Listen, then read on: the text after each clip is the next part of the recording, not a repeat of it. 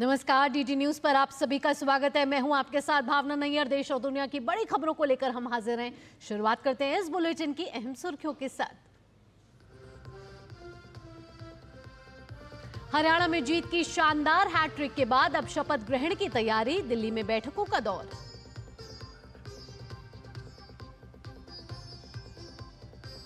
जम्मू कश्मीर में national conference और कांग्रेस गठबंधन की होगी सरकार, विधायकों की बैठक में होगा मुख्यमंत्री के नाम का ऐलान।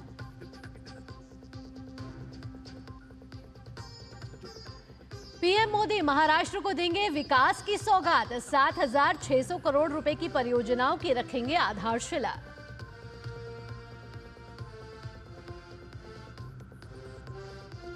आरजीकर अस्पताल कांड पर देश भर के कई डॉक्टर पहुंचे कोलकाता, भूख हड़ताल कर रहे जूनियर डॉक्टरों के साथ दिखाएंगे एकजुटता।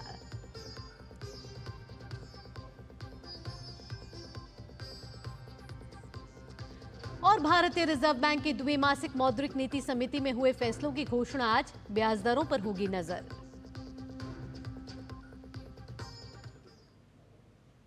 और अब खबरें विस्तार से। हरियाणा में तीसरी बार भी बीजेपी की ही सरकार होगी। विधानसभा चुनाव में 48 सीट पर शानदार जीत के साथ बीजेपी की इस हैट्रिक ने सभी आलोचकों का मुंह बंद कर दिया है। चुनाव से पहले ही ये घोषणा हो गई थी कि चुनाव मुख्यमंत्री नायब सिंह सैनी के नेतृत्व में लड़ा जाएगा, लिहाजा अगले मुख्यमंत्री भी सैनी ही होंगे। उससे पहले बीजेपी के विधायक दल की बैठक में उन्हें नेता चुना जाएगा। वैसे सरकार गठन को लेकर दिल्ली में कल शीर्ष नेताओं की हरियाणा के प्रभारी मंत्रियों और वरिष्ठ नेताओं के साथ कल एक बैठक हो चुकी है। सूत्रों के अनुसार नई सरकार का शपथ ग्रहण विजयदशमी यानी कि 12 अक्टूबर को हो सकता है। अब देखना यह होगा कि नई कैबिनेट कैसे होगी, कौन से नए चेहरे होंगे। कहा तो ये भी जा रहा है कि इस बार मंत्रिमंडल में नए चेहरे शामिल होंगे।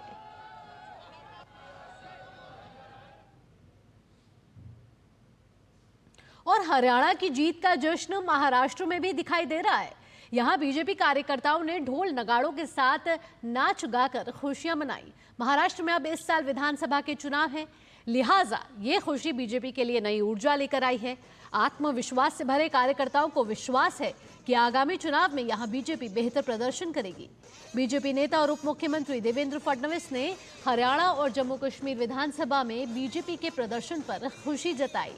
कहा कि हरियाणा में जो विजय भाजपा को प्राप्त हुई है उसके लिए प्रधानमंत्री मोदी का अभिनंदन।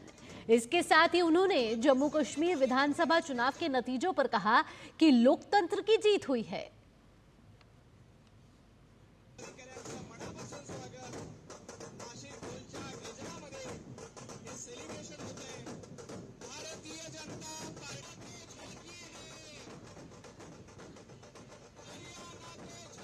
तो हरियाणा की जीत का असर महाराष्ट्र में भी दिख रहा है। भारतीय जनता पार्टी को प्राप्त हुआ है, उसके लिए देश के प्रधानमंत्री माननीय मोदी जी का मैं बहुत बहुत अभिनंदन करता हूं, उनको बहुत बधाई मैं देता हूं और देश के तमाम भारतीय जनता पार्टी के कार्यकर्ताओं को मैं बधाई देना चाहता हूं। ये जो आज का विजय है, ये विजय माननीय मोदी जी पर हरियाणा के और देश के जनता के विश्वास का विजय है। और इस विजय ने दिखाया है कि हरियाणा वालों ने सब प्रकार की संकुचित राजनीति को बाजू में रखकर मोदी जी की विकास की राजनीति को स्वीकारा है। साथ में कश्मीर में आज लोकतंत्र की विजय हुई है।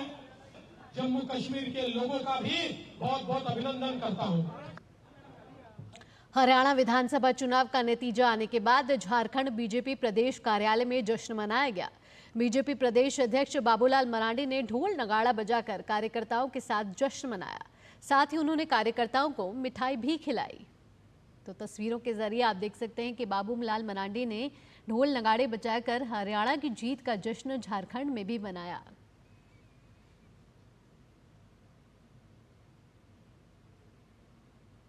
हरियाणा के चुनाव का जो परिणाम आया है,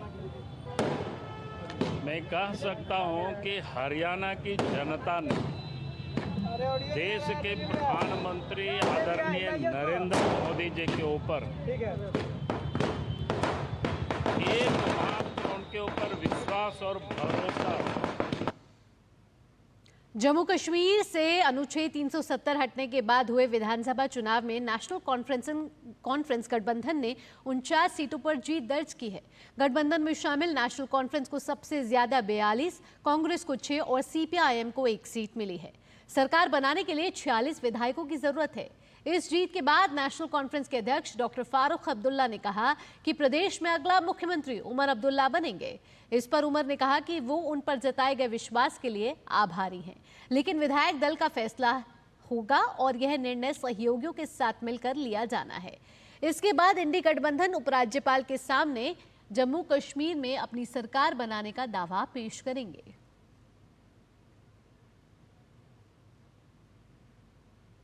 और आज महाराष्ट्र को मिलने वाली एक बड़ी सौगात। प्रधानमंत्री नरेंद्र मोदी आज महाराष्ट्र को 7,600 करोड़ रुपए से अधिक की विकास परियोजनाओं की सौगात देंगे। पीएम मोदी वीडियो कॉन्फ्रेंसिंग के जरिए कई विकास परियोजनाओं की आधारशिला रखेंगे और जिसमें नागपुर में डॉक्टर बाबा साहब अंबेडकर अंतर्राष्ट्रीय हवाई अड्डे के उन्नयन की आधारशिला रखना शामिल है। इस पर 7,000 करोड़ रुपए की लागत आएगी। इसके अलावा वे शिरडी हवाई अड्डे पर नए एकीकृत टर्मिनल भवन की आधारशिला रखेंगे, जिस पर 645 करोड़ रुपए से अधिक की लागत आएगी। इसके अलावा वे महाराष्ट्र के 10 सरकारी मेडिकल कॉलेजों के संचालन का शुभारंभ भी करेंगे। ये मेडिकल कॉलेज मुंबई, नासिक, जालना, अमरावती, गढ़चिरौली, बुल्ढाना, वाशिम, भंडारा, हिंगोली और अंबरनाथ में स्थित है। इसके अलावा प्रधानमंत्री भारतीय कौशल संस्थान मुंबई और महाराष्ट्र के विद्या समीक्षा केंद्र का उद्घाटन करेंगे।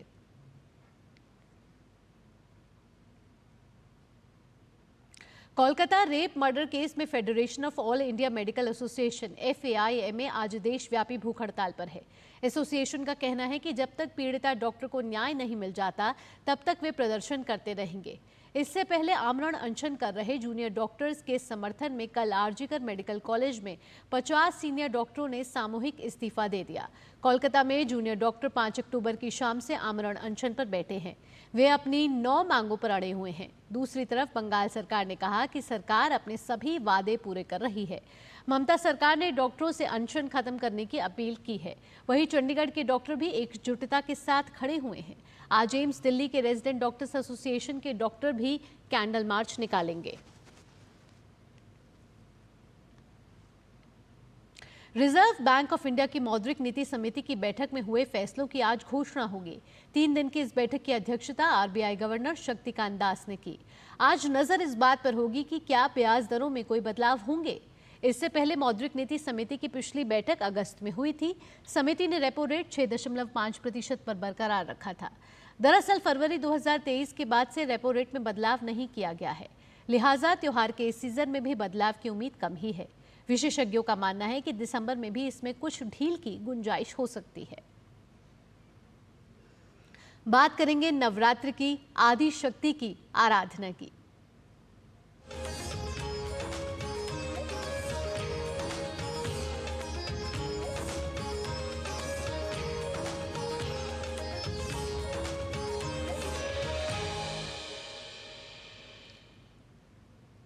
शारदीय नवरात्र का आज 7वां दिन है। मां दुर्गा के 7वें रूप मां कालरात्रि की पूजा अर्चना की जा रही है। देखिए DD न्यूज की एक खास रिपोर्ट।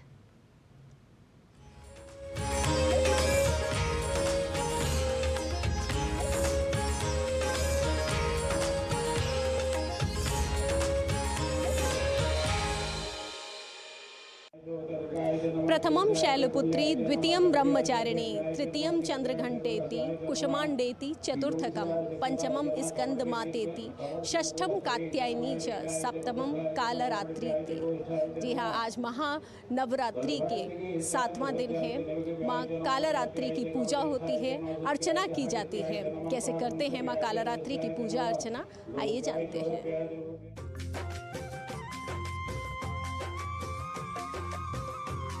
एक वेड़ी जपा कर्णपूरा, नग्ना खरा स्थिता, लंबोष्टी करणी का करणी, तैलाभ्यक्त शरीरिणी, नवरात्रि का आज 7वां दिन है और इस दिन माँ दुर्गा की 7वीं शक्ति माँ कालरात्रि की पूजा अर्चना की जाती है। मान्यता है कि देवताओं को राक्षस शुंभ, निशुंभ और रक्त बीज के अत्याचारों से बचाने के लिए माँ पार्वती ने दुर्गा का रूप धारण किया और जब रक्त बीज का माँ ने वध किया तो उसके रक्त से लाखों रक्त बीज उत्पन्न हो गए। ये देखकर माँ को क्रोध आ गया और उसी क्रोध के कारण से माँ का वर्ण श्यामल हो गया और इसी श्यामल से माँ कालरात्रि का प्राकट्य हुआ।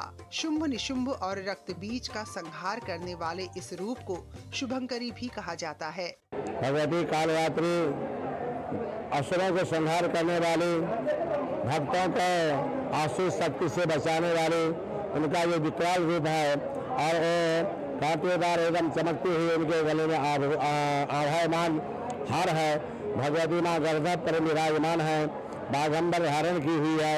ऐसे भगवती माँ का विग्रह है। इन विग्रहों का जो भक्तजन पूजन करते हैं माँ कालरात्रि के बाद से उन्हें भक्तों को कभी काल कभी ग्रसित नहीं करता है। माँ का श्यामल रंग, बिखरे और बड़े बाल हैं। माता के गले में सुशोभित माला बिजली की तरह चमकती है। माँ कालरात्रि के 4 हाथ और 3 नेत्र हैं। एक हाथ में माँ ने खड्ग, दूसरे में शस्त्र, तीसरे में वर मुद्रा और चौथा हाथ अभय मुद्रा में है, जो अपने भक्तों को सदैव आशीर्वाद देती है। माँ कालरात्रि की आराधना प्रातः बेला के साथ साथ मध्य रात्रि में भी की जाती है। माँ के ऊपर आप 1% भी अगर आपका विश्वास है और सच्चे मन से अगर इनके सामने आपने प्रणाम किया, नतमस्तक हो गए, उतने मात्र कर्म से ही आपका कल्याण सुनिश्चित है। मान्यता है कि विशेष प्रकार की सिद्धियां पाने के लिए माँ के कालरात्रि स्वरूप की आराधना की जाती है। साथ में ये भी माना गया है कि सप्तमी को माँ कालरात्रि को गुड़हल का पुष्प और फलों में अनार अर्पित करना चाहिए। फिर माँ को लाल चुन्नी पहनाकर धूप दीप से आरती करें एवं मेवा मिठाइयों का भोग लगाएं तो माता प्रसन्न होती हैं और अपने सभी भक्तों की सभी मनोकामनाएं पूर्ण करती हैं।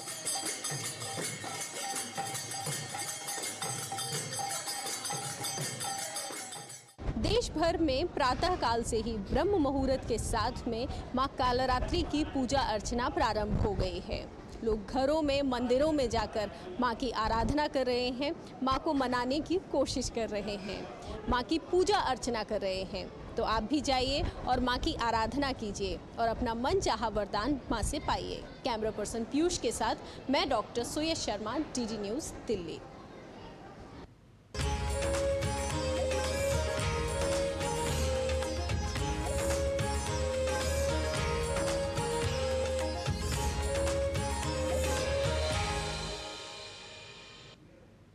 और आइए अब आपको दिखाते हैं आज सुबह की दिल्ली के प्रसिद्ध झंडेवालान और छतरपुर मंदिरों की तस्वीरें, जहां सुबह से ही श्रद्धालुओं का तांता लगा हुआ है। आज यहां मां कालरात्रि की विशेष आराधना हो रही है और आपको बता दें कि आप इस समय शारदीय नवरात्र चल रहे हैं और आज 7वें स्वरूप मां कालरात्रि की आराधना हो रही है। ये 2 तस्वीरें जो आप अपने स्क्रीन पे देख रहे हैं वो दिल्ली के झंडेवालान मंदिर और छतरपुर मंदिर की है, जहाँ सुबह से ही भक्तों का तांता लगा हुआ है। श्रद्धालुगण वहां पहुंचकर मां की आराधना कर रहे हैं, मां की पूजा अर्चना कर रहे हैं और आज मां कालरात्रि के स्वरूप की पूजा की जा रही है, जहां सभी भक्त मां की आरती करके मां की आराधना कर रहे हैं।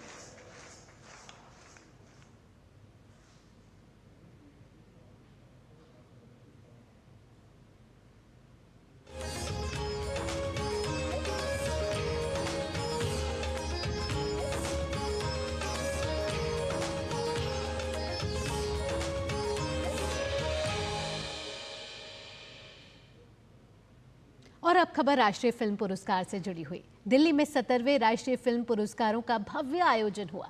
समारोह में एक भारत श्रेष्ठ भारत की खूबसूरत झलक देखने को भी मिली। देखिए ये रिपोर्ट।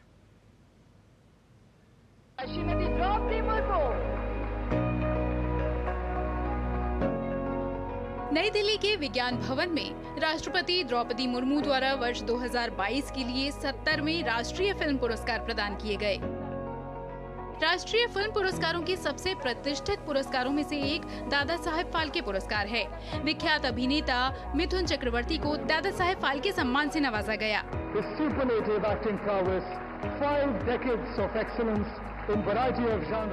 इन पुरस्कृत फिल्मों की भाषाओं और परिवेश भले ही अलग हो, सभी फिल्मों में भारत की झलक मिलती है। इन फिल्मों में भारतीय समाज के अनुभवों का खजाना है। इनमें भारत की परंपराएं और उनकी विविधता सजीव हो जाती है। 70वें राष्ट्रीय फिल्म पुरस्कारों में भारत की सिनेमाई उत्कृष्टता एक बार फिर केंद्र में रही, जिसमें देश की कई भाषाओं की जीवंत और विविधतापूर्ण कहानियों को दिखाया गया। इस साल दक्षिणी सिनेमा एक प्रमुख शक्ति के रूप में उभरा। इस क्षेत्र की फिल्मों और कलाकारों ने कुछ सबसे प्रतिष्ठित सम्मान जीते।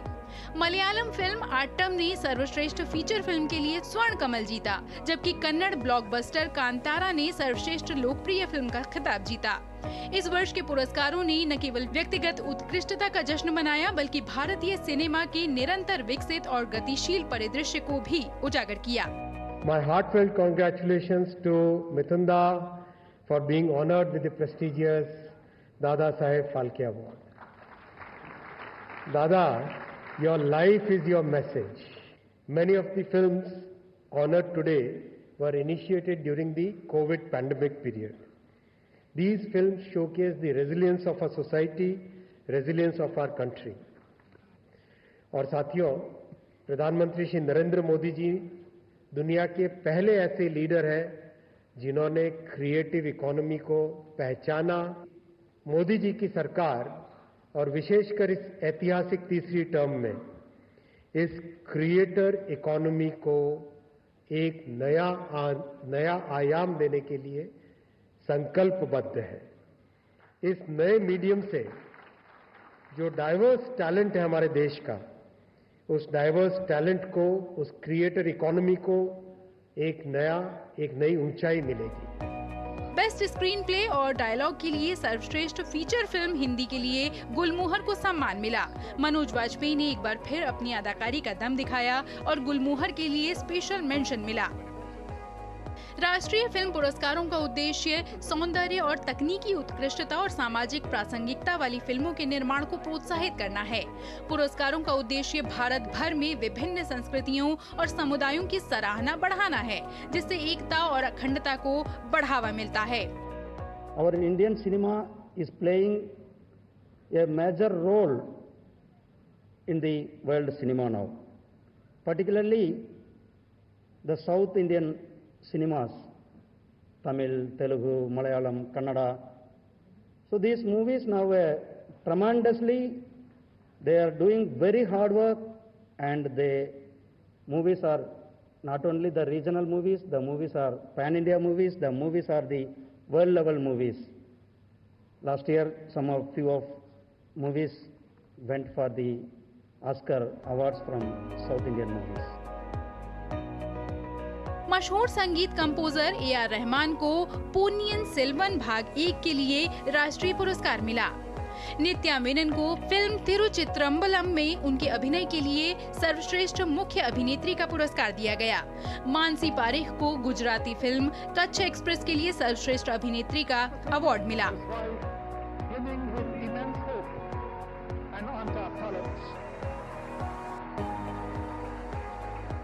Best custom designer, best film promoting national, social, environmental values, सर्वश्रेष्ठ निर्देशक का पुरस्कार सूरज बड़जात्या को फिल्म ऊंचाई के लिए दिया गया। वहीं सर्वश्रेष्ठ सहायक अभिनेत्री का पुरस्कार नीना गुप्ता को फिल्म ऊंचाई के लिए ही दिया गया। सर्वश्रेष्ठ सहायक अभिनेता का पुरस्कार पवन मल्होत्रा को हरियाणवी फिल्म फौजा के लिए मिला। पोन्नियिन सेल्वन भाग 1 ने best cinematography, sound design, background music और सर्वश्रेष्ठ फिल्म का भी पुरस्कार जीता। ब्रह्मास्त्र भाग 1 के लिए प्रीतम को सर्वश्रेष्ठ संगीत निर्देशक का पुरस्कार दिया गया। सिनेमा पर सर्वश्रेष्ठ पुस्तक का पुरस्कार अनिरुद्ध भट्टाचार्य और पार्थिव धर द्वारा लिखित Kishore Kumar the ultimate biography को दिया गया। मैं बहुत शिकायत करता था भगवान से, बहुत, क्योंकि my life is not on platter. जो कुछ भी मुझे मिला है स्ट्रगल करके मिला है। I didn't get it just like that. तो मैं भगवान से कहता था, तूने नाम दिया, शोहरत दी, फिर इतनी तकलीफ क्यों दे रहा है? हर चीज में क्यों तकलीफ? बहुत शिकायत करता था। तो एक दिन मैं ऐसे ही सोच रहा था कि शायद यही तरीका होगा, लेकिन नहीं, ऐसा तरीका नहीं था। आज ये अवार्ड मिलने के बाद मैं शिकायत करना छोड़ दिया। इन पुरस्कारों ने विभिन्न भाषाओं, संस्कृतियों, विविधताओं, विषयों और दृष्टिकोणों के सिनेमा को एक समान मंच प्रदान किया, जहां भारत की सभी रचनात्मक ऊर्जाएं कलात्मक उत्कृष्टता की एकीकृत भाषा बोलने के लिए एकत्रित होती हैं। पिछले कुछ वर्षों में भारतीय सिनेमा ने एक उल्लेखनीय विकास देखा है, जिसमें क्षेत्रीय फिल्मों को उनकी कलात्मक प्रतिभा के लिए मान्यता मिली है। ऐसे उदाहरण ये भी साबित करते हैं कि राष्ट्रीय फिल्म पुरस्कार विचारों, रचनात्मकता और प्रतिभा को एक साथ लाने के लिए एक महत्वपूर्ण साधन के रूप में काम करते हैं। भारत की इन खूबसूरत कहानियों को मिला ये राष्ट्रीय सम्मान भारतीय सिनेमा के लिए सफलता के नए आयाम स्थापित कर रहा है। जया सिन्हा और शहला निगैर की report, TD news. Mithun Chakraborty को दादा साहेब फाल्के पुरस्कार से सम्मानित किया गया है। इस अवसर पर मिथुन चक्रवर्ती ने फिल्म जगत से जुड़े अनुभवों को साझा किया।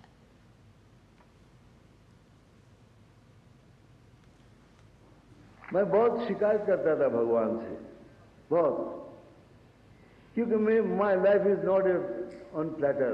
जो कुछ भी मुझे मिला है स्ट्रगल करके मिला है। I didn't get it just like that. तो मैं भगवान से कहता था, तूने नाम दिया, शोहरत दी, फिर इतनी तकलीफ क्यों दे रहा है? हर चीज में क्यों तकलीफ? बहुत शिकायत करता था। तो एक दिन मैं ऐसे ही सोच रहा था कि शायद यही तरीका होगा, लेकिन नहीं, ऐसा तरीका नहीं था। आज ये अवार्ड मिलने के बाद मैं शिकायत करना छोड़ दिया।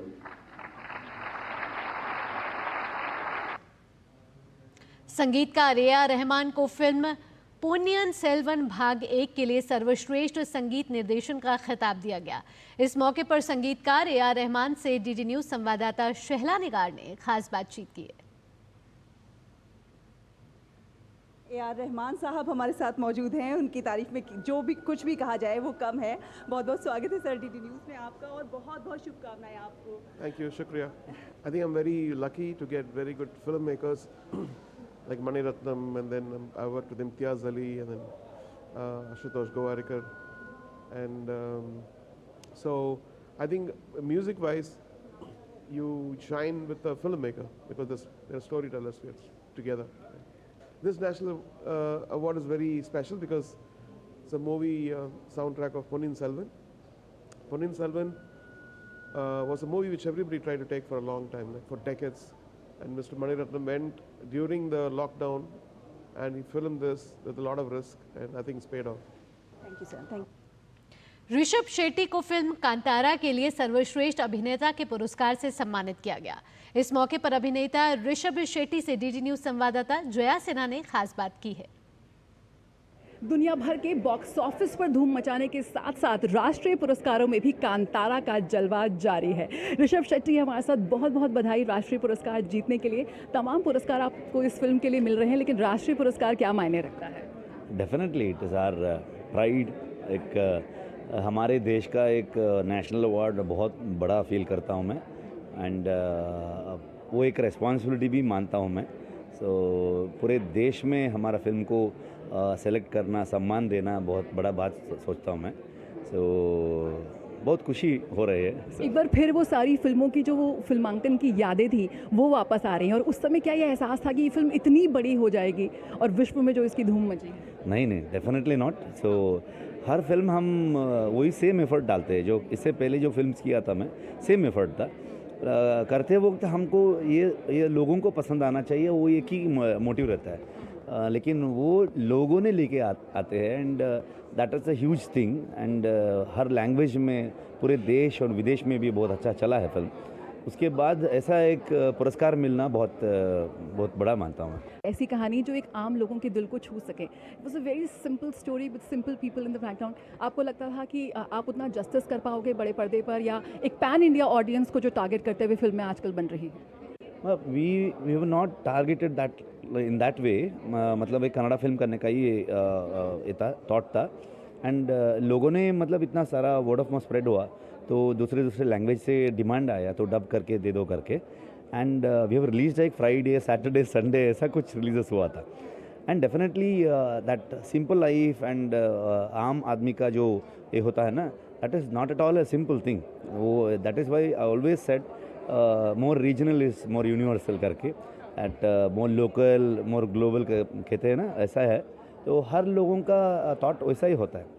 हमारे गांव आ जाओ तो आपको वही कनेक्ट होता है। अगर आपका गांव गया तो भी वैसा ही कुछ रिचुअल्स होगा, लाइफ होगा। सो आई थिंक वो ज़्यादा कनेक्ट हुआ है लोगों को। एक निर्माता, एक निर्देशक के रूप में, एक अभिनेता के रूप में आप कन्नड़ फिल्म की जो इस वक्त जो एक रीच बढ़ती हुई दिख रही है, उसको किस तरह से देख रहे हैं फिल्म इंडस्ट्री के रूप में? मतलब सारे इंडियन इंडस्ट्री में इतना साल से कन्नड़ा इंडस्ट्री का भी कंट्रीब्यूशन है इंडियन सिनेमा में।